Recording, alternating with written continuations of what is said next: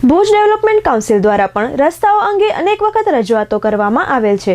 ખાસ કરીને શહેરમાં વધતા જતા ભારે વાહનોના ટ્રાફિક સામે ત્વરિત બાયપાસ રોડ તૈયાર કરવા માટે સંસ્થાના પ્રમુખ અવનીશભાઈ ઠક્કર અને મંત્રી દિલીપભાઈ ઠક્કર અને સંજયભાઈ ઉપાધ્યાય દ્વારા લેખિતમાં રજૂઆત કરવામાં આવેલ છે। સંજયભાઈ ઉપાધ્યાયે આ અંગે ચંચળ ન્યૂઝ સાથે વાત કરી હતી। ભુજ શહેરના વાત કરીએ તો અત્યારે રણોત્સવ ચાલુ છે અને સેંકડો પ્રવાસીઓ બહાર ગામથી કચ્છ આવી રહ્યા છે। ખાસ કરીને ભુજના પ્રવેશદ્વારની વાત કરીએ તો માધાપરથી ભુજ જે આવવાનો રસ્તો છે, શેખપીરથી કરીને ભુજ સુધીનો રસ્તો, આ રસ્તો ઠેર ઠેર ડેમેજ છે। રાત્રે ટ્રાફિક જામ હોય છે અને ઠેર ઠેર ખાડાઓ પણ પડેલા છે। આ ઉપરાંત માધાપરની જે પોલીસ ચોકી છે ત્યાં કને સ્પીડ બ્રેકર એવી રીતે બનાવવામાં આવેલ છે કે નાની ગાડી નીચે અડે જ છે। એટલે રસ્તા ભુજના પ્રવેશદ્વારથી જ ખરાબ છે। પછી તમે અંદર આવો ત્યારે નાગોર પાસેનો જો બાયપાસ રોડ પકડો તો તે પણ બની રહ્યો છે, એને કારણે સુરલ બીટ અને આસપાસનો રસ્તો ખૂબ જ ખરાબ છે। જો તમે એરપોર્ટ રોડ પકડો તો ઉદ્યોગ કેન્દ્રથી તમારે જે નળવાળા સર્કલથી ઉદ્યોગ કેન્દ્ર થઈ અને જવું પડે એ રસ્તામાં પણ ઠેર ઠેર ખાડા પડેલા છે।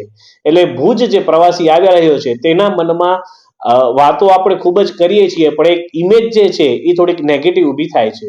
શહેરના આંતરિક રસ્તાઓની વાત કરીએ તો શહેરના આંતરિક રસ્તાઓમાં પણ ચોમાસામાં ઠેર ઠેર ખાડાઓ પડ્યા હતા। થોડીક જગ્યાએ ખાડા પૂરાયા છે, પણ જે રીસર્ફેસિંગના કામો છે તે કામો હજી સુધી થયા નથી। તમે ભુજના પાટવાડી નાકે જાઓ, સરપટ નાકે જાઓ, સ્ટેશન રોડ જાઓ, હોસ્પિટલ રોડ જાઓ, ભુજ શહેરના કોઈ પણ વિસ્તારનો એક રસ્તો એવો નહીં હોય કે જ્યાં તમને માર્ગો બિસ્માર ન મળે। ખૂબ જ મોટા બજેટની જરૂર છે અને ખાસ કરીને રણોત્સવ શરૂ થાય તે પહેલા આ તમામ રસ્તાઓની મરમ્મત સરકારે કરાવવી જોઈએ। નેશનલ હાઈવે અને સ્ટેટ હાઈવેમાં સિમ્પલ વસ્તુ છે, ટ્રાફિક તમે જોશો ને એટલો બધો વધ્યો છે। છેલ્લા ભૂકંપ પછી આટલા વર્ષો થયા, નથી નવો બાયપાસ રોડ બન્યો કે નથી કોઈ નવો માર્ગ બન્યો, માત્ર રીસર્ફેસિંગ થાય છે, નથી એની લેન વધતી। તમે ખાલી ટ્રાફિક જુઓ, કાર્ગોનો ટ્રાફિક જુઓ તો ભુજથી તમે ભચાઉ જાઓ છો તો તમને ભલે વરસામેડીનો રસ્તો હવે બની રહ્યો છે પણ હજી બનતા વાર લાગશે। ભુજ ભચાઉ રસ્તો બનશે, બજેટ મંજૂર થયું છે પણ હજી કામ શરૂ થશે ને વાર લાગશે।